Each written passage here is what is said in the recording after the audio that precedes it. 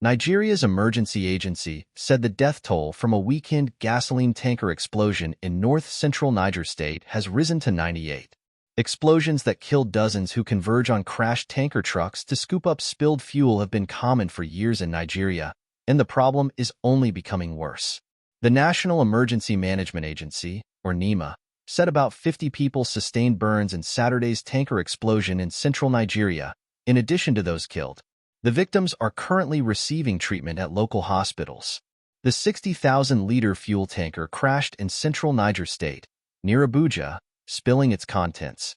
Officials said locals rushed to the scene with generators to siphon fuel from the tanker, triggering the explosion.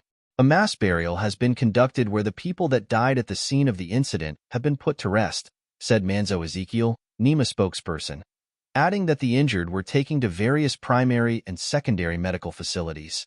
There is a possibility that the death toll could rise, Hussaini Isa, the National Emergency Management Agency's head of operation for Niger State, told the Associated Press on Monday.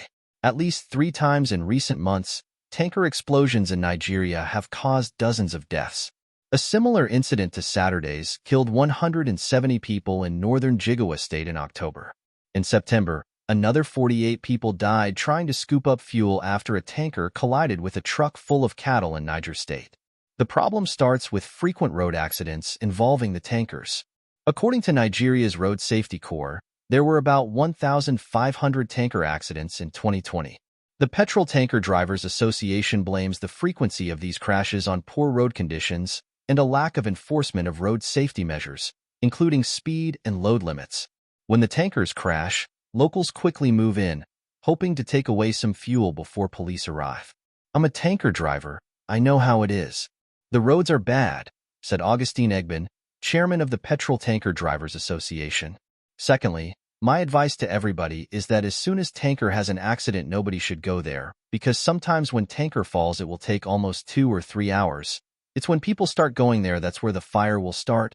Nigeria has an aging 5,000-kilometer-long oil pipeline, but most of the 50 million liters of gasoline consumed here daily are transported by roads to pumps. Authorities have pledged to address the issue and enforce stricter regulations. The recent surge in gasoline prices, rising 5-fold since President Bola Tinubu scrapped fuel subsidies in May 2023, has driven many to risk their lives to retrieve fuel during accidents. The locals often use or sell the fuel they collect from crash sites.